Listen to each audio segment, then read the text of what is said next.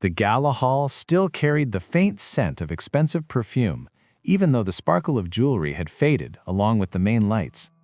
Among deserted tables and forgotten glasses, Roselyn Ortiz walked in silence, gathering the traces of a night that was never hers.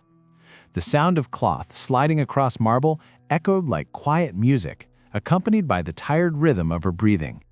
And yet there was something about her that stood out, the smile. Not a party smile, but one of those rare ones that survive the weight of life. From the balcony above, Grayson Stewart watched. He wasn't the kind of man to notice those who cleaned up after an event. The world of business had trained him to see only numbers and contracts. But there was something about this woman, kneeling to collect petals scattered on the floor, that made him pause. It wasn't the obvious beauty he so often saw around him. It was something else, a quiet dignity, almost defiant, in the face of invisible work. Unaware of the eyes following her, Roselyn kept on with her routine. She stacked chairs, gathered crumpled napkins, and straightened details no one would notice the next day. But her mind wasn't there. It was with her mother, sleeping alone at home, with the bottle of medicine that cost far too much, with the paycheck that barely covered the bills. Still, that faint trace of tenderness lingered on her lips, as if smiling was a silent pact with her own survival. Grayson leaned against the railing, intrigued. He, who had always believed everything could be bought, even affection, suddenly felt a strange spark flicker in his chest. Who was this woman who smiled in the midst of what so many dismissed? Why did that simple gesture feel more powerful than any applause the night had offered? The question pulsed in his mind, but he had no answer. Not yet. As the maintenance lights came on, casting long shadows across the hall, Roselyn walked past the entrance. She carried a heavy bucket, balancing it with unexpected grace, as if even weight could be turned into dance. The contrast between the forgotten evening gown draped over a chair and the plain uniform she wore seemed to silently shout of different worlds. And yet there was an invisible connection. Something was beginning right there in the space between luxury and silence. In that moment, Grayson didn't know if he was witnessing a fleeting memory or the beginning of something greater. He only knew that the image, a young woman exhausted yet smiling in the dark, would never leave his mind, and the sweet discomfort stirring in his heart was only the first sign that nothing would ever be the same.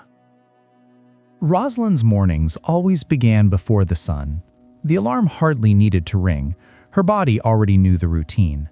She made a simple cup of coffee, left her mother's tea by the bedside, and headed to the hospital, where hours slipped away in waiting lines and medical appointments. With every hallway she walked, the weight of worry pressed on her. But she never let her mother see it, hiding her fears behind light-hearted words, as if lending her strength so the other wouldn't fall apart. Meanwhile, in a glass penthouse high above Las Vegas, Grayson reviewed reports. His phone buzzed with urgent messages, and the desk before him looked like a battlefield. Scattered contracts, half-finished glasses of wine, decisions worth millions. Outside, the city sparkled like an endless stage, but to him, it was nothing more than the backdrop to a deepening silence. Success surrounded him, yet emptiness still knocked at the door. After caring for her mother, Roselyn put on her worn uniform and headed into another night shift. The exhaustion weighed on her, hidden behind a loosely tied ponytail, but her eyes, though tired, still carried a steady light. On her way, she passed the glowing casinos, hearing laughter and toasts that didn't belong to her. It was like walking through a world full of promises that never opened its doors to her. Grayson, on the other hand, dined with executives in upscale restaurants. Waiters described expensive dishes with rehearsed poetry, but nothing really impressed him. He smiled out of obligation, responded mechanically to compliments, and closed deals without emotion. The drive that once fueled him seemed lost in a sea of numbers, and even surrounded by people, there was a loneliness no one dared to see. Yet destiny seemed to play with them both. Grayson began noticing that young woman in uniform more often. catching glimpses of her in quiet hotel corridors or outside the events he attended. Always quick, always silent, as if invisible to the world. Except to him. And Roselyn, without knowing it, was already a constant presence in his memory. Two worlds moved in parallel, almost like train tracks that should never meet. But with every new crossing, something became clear. There was a spark, a fragile thread, defying social and emotional boundaries, and sooner or later, these worlds would no longer be able to pretend they never touched. It was morning in Las Vegas, and the city, still drowsy after the night's lights, seemed to breathe more slowly. Roselyn, her uniform replaced by simple clothes, stopped at a small cafe downtown. The smell of fresh bread and strong coffee filled the air, bringing a sense of home she rarely felt. She picked up a worn copy of To Kill a Mockingbird and lost herself in its pages, trying to steal a few minutes of peace before her next shift. Grayson walked into the same cafe almost without thinking. It wasn't the kind of place he usually went. His meetings were usually held in upscale restaurants or private lounges. But that morning, something pulled him away from his schedule. When he saw Roselyn sitting alone, her loose hair falling in untamed strands, that familiar, sweet discomfort stirred in him again. It was like stumbling upon a scene from a movie, and somehow, without invitation, he was already part of it. She noticed his gaze when she lifted her eyes from the book. At first, it was just a flicker of recognition, the imposing man she had seen a few times in the polished corridors of exclusive events. But this moment felt different. He didn't look like the untouchable billionaire. He looked simply like a man, curious, maybe even a little out of place. With the natural ease she carried, even in the most unlikely settings, Roselyn closed the book and gave a faint smile. "This cafe doesn't really go with expensive suits," she said with subtle irony. Grayson raised an eyebrow, surprised by her boldness. He was used to flattery, never to playful remarks. He answered with a half smile. "Maybe I'm trying to change my surroundings. Who knows? Maybe discover some new flavors." The conversation flowed easily, like a breeze slipping through an open window. They talked about simple things, their taste for bitter coffee, old movies they both enjoyed, even the little quirks of daily life. Grayson was struck by how she never asked about his money, never tried to impress him, never seemed intimidated. Roselyn was simply Roselyn, and that disarmed him in ways he wasn't prepared for. When she left the cafe, Roselyn adjusted her coat and said goodbye with a small wave, not lingering. Yet as she walked down the street, her heart beat faster than she cared to admit. Grayson stayed behind, seated, staring at the empty cup.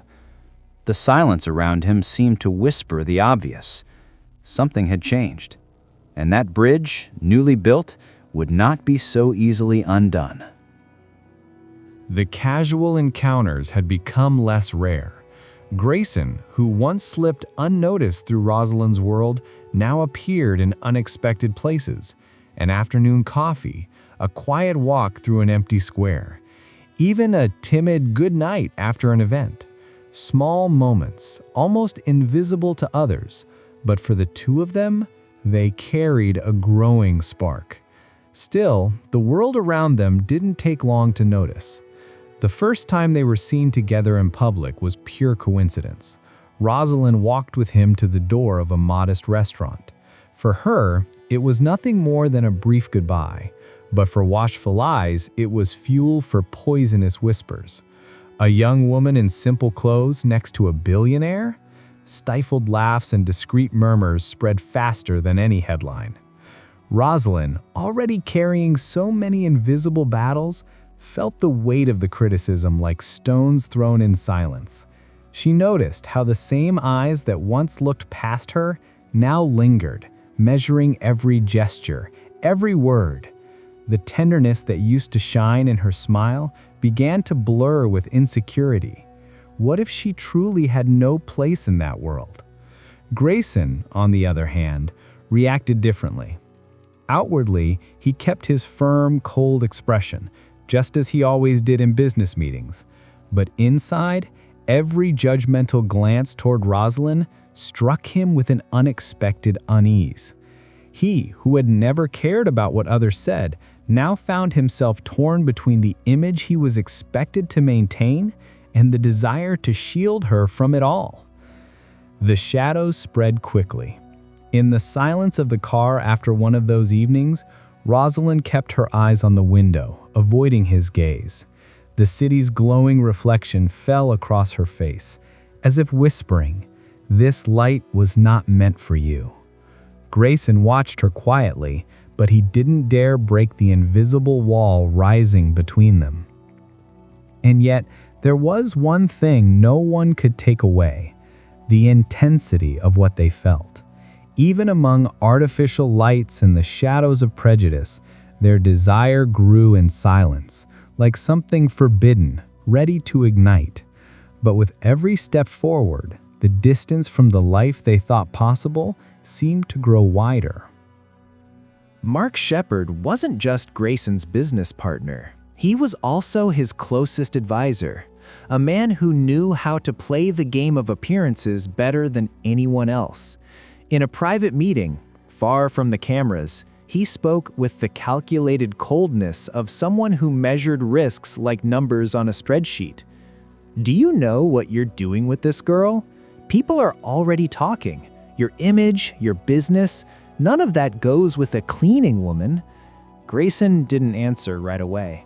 He only swirled the whiskey in his glass, as if searching for courage in its amber reflection. Meanwhile, Roselyn was already feeling the echoes of that judgment in places she never expected. A harsher client, a coworker who looked at her with disdain, even the way some people whispered when she walked by. She didn't need to hear the words clearly. The weight was in their eyes. And the more she noticed, the more doubt crept into her heart. Was she living a dream doomed to turn into a nightmare? It was in that moment that Noelle Tawdry appeared, elegant, confident, with that expensive perfume that seemed to fill the room before she even arrived. She approached Grayson with the assurance of someone who already knew him inside and out and used the moment to plant poison. "Do you really think this girl understands your world? She won't be long before she realizes she doesn't belong, or worse, before others see how much you've changed." Roselyn, unaware, was already the target of comparisons that cut like invisible blades. Once crossing paths with Noelle at an event, she felt in her eyes not just arrogance, but a silent warning. You will never be enough. And no matter how much she tried to convince herself otherwise, Roselyn's heart trembled. Grayson, torn, kept silent. To him, it was like standing between two worlds colliding inside his own mind. On one side, the reputation he had built with years of discipline. On the other, the blazing spark Roselyn had awakened. But with every silence, Roselyn read it as weakness, and that hurt more than any cruel words she could hear. The weight of appearance was growing like a wall between them, and though both longed to cross it, the fear of losing, whether dignity or reputation, was beginning to speak louder. A wall built from stares, whispers, and silences that threatened to suffocate what had barely begun. Roselyn walked through the bright streets of Las Vegas, but for the first time she didn't see the glow. Every sign seemed to mock her attempt to belong to a world that would never accept her. Her decision to step away didn't come in a burst of anger, but through a series of small wounds, piling up until they overflowed. The smile that once endured hardships now faded slowly, like a candle flickering in the wind. Grayson noticed the distance in the very first days. The messages that once received quick replies now went unanswered on her phone. Casual encounters had turned into excuses, and her silence weighed heavier than any argument could. He, so used to controlling everything with a firm hand, didn't know how to deal with something slipping out of his grasp: Roselyn's heart. In the solitude of her room, Roselyn thought of her mother, of how she needed to stay strong for her. But deep down, she knew the distance was also a way of protecting herself. Loving Grayson meant fighting against an invisible army, stares, judgments, appearances. And as much as she longed for him, she feared being swallowed by a world that wasn't hers. Love, in this case, felt more like a risk than a refuge. Locked in his office, Grayson buried himself in reports without truly reading them. Roselyn's image haunted every detail. The way she absent-mindedly brushed her hair back, the determined light in her eyes, even on exhausting nights, the way she could turn silence into presence. He longed to go after her, but something held him back. Maybe fear of showing weakness. Maybe the risk of losing everything he had built for the sake of a feeling he still couldn't name. The days passed, and silence became a character between them. It wasn't the absence of words, it was a void full of things left unsaid. Roselyn sighed when she remembered small gestures, but hardened her heart not to give in. Grayson in turn drowned himself in commitments, pretending the emptiness wasn't there. But both knew, silence speaks too, and it hurts. The city kept on, alive with its artificial lights and thunderous sounds, but for the two of them, it all felt distant. Deep down, there was only the certainty that desire remained, pulsing beneath layers of pride and fear. And that flame didn't die. It only waited for the right moment to burn again. The reunion wasn't planned. Roselyn was leaving the hospital with a bag of medicine when Grayson's black car pulled up nearby. He stepped out, not in his usual flawless attire, but in a simple shirt, his eyes weary. For a moment, she thought about walking away, but something in his expression made her stop. It was as if his defenses had finally fallen. Grayson offered her a ride, and the silence during the drive spoke louder than words. Roselyn noticed the tight grip of his hands on the steering wheel, the tension in his shoulders, the distant look in his eyes at red lights. This wasn't the same commanding man who faced investors and partners. This was someone vulnerable, almost fragile, hidden behind walls he had built himself. When they arrived at Roselyn's small house, he didn't rush to leave. Standing by the door, he let out a low sigh and said, "Sometimes none of this means anything." Roselyn looked at him, puzzled. He turned his gaze away but went on. The parties, the contracts, the money. At the end of the night, it all turns into silence. The honesty in those words struck her harder than any polished declaration ever could. Inside, Maria Ortiz, though weak, insisted on offering him coffee. Grayson accepted, and there, sitting in a simple chair, another layer of truth slipped out. In broken phrases, he spoke about nights of loneliness in empty mansions, about friendships that had a price, about how hard it was to trust anyone without suspecting hidden motives. The calculating billionaire now seemed like nothing more than a man tired of carrying a mask far too heavy. Roselyn listened in silence, taking in every word. Her heart raced, torn between compassion and the fear of losing herself in his story.